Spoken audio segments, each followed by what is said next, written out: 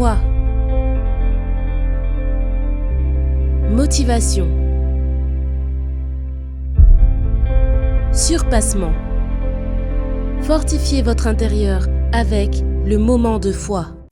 Écrit à l'ange de l'église de Smyrne. Voici ce que dit le premier et le dernier. Voici ce que dit le premier et qui d'autre? Et le dernier. Celui qui était mort et qui est revenu à la vie. Je connais ta tribulation et ta pauvreté, bien que tu sois riche, et les calomnies de la part de ceux qui se disent juifs et ne le sont pas, mais qui sont une synagogue de Satan. Ne crains pas ce que tu vas souffrir. Voici, le diable jettera quelques-uns de vous en prison, afin que vous soyez éprouvés, et vous aurez une tribulation de 10 jours. Sois fidèle jusqu'à la mort, et je te donnerai la couronne de vie.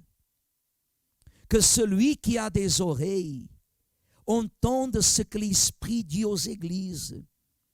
Celui qui vaincra n'aura pas à souffrir la seconde mort. Apocalypse 2, versets 8-11. Smyrne était une riche ville portuaire et commerciale d'Asie mineure, actuellement Izmir, la 3e plus grande ville de Turquie. L'église chrétienne qui était là était pauvre et persécutée.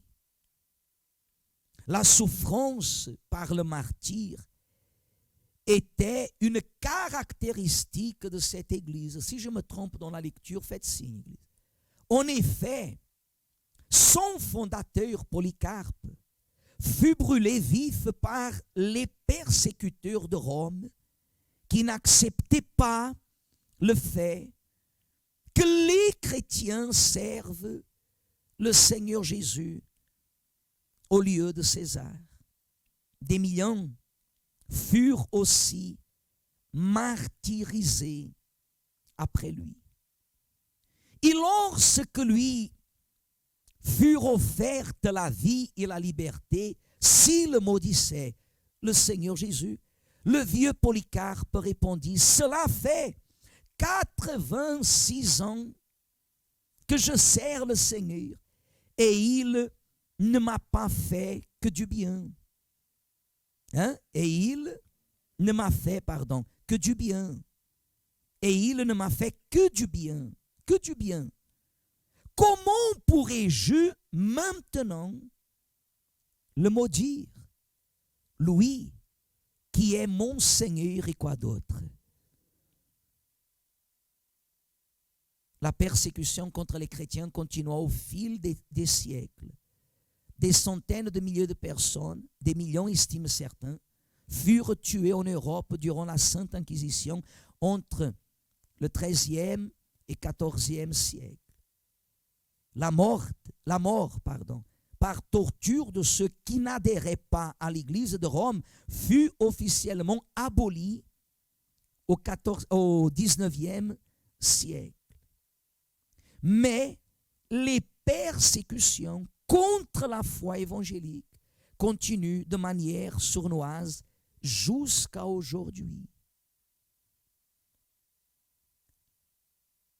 Or, tous ceux qui veulent vivre pieusement en Jésus-Christ seront comment? Dit en 2 Timothée chapitre 3 verset 12. Regardez l'histoire qui parle ici de Polycarpe à la fin de la page 40.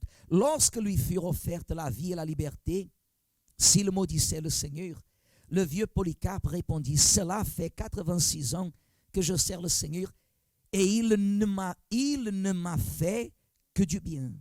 Comment pourrais-je maintenant le maudire? Lui qui est mon Seigneur et quoi? Vous savez qu'est-ce que c'est important que vous appreniez? Vous savez, ce qui est crucial que vous compreniez ici, l'importance de la foi individuelle. À l'église, on dit comme ça, non mais l'église est un seul corps, on doit être quoi? Unis, vous devez être unis, on doit être unis où? Où est-ce qu'on doit être unis? Hein? Où est-ce qu'on doit être unis, église?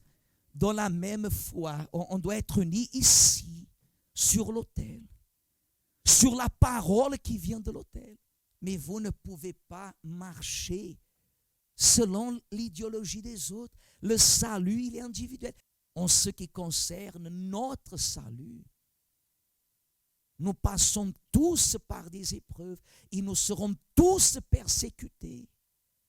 Persécutés, que je dis, dans la foi. Il dit comme ça, quiconque se propose à véritablement suivre la foi chrétienne doit savoir la chose suivante. Elle menace les pouvoirs de ce monde qui n'acceptent ni ne se soumettent au Seigneur Jésus.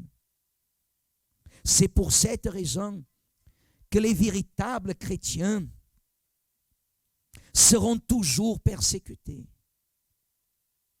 La tribulation était l'une des principales caractéristiques de l'église de Smyrne, qui était en train d'être criblée par la persécution. Mais sans le vouloir, ces persécuteurs contribuaient à l'augmentation de la qualité de l'œuvre, de la foi et de la fidélité au Seigneur Jésus-Christ des chrétiens de cette ville. Vous êtes un chrétien, un vrai adorateur, si vous passez par le tamis. Le tamis, hein? Si nous passons par le tamis. Si nous passons par le tamis. Amen, Église.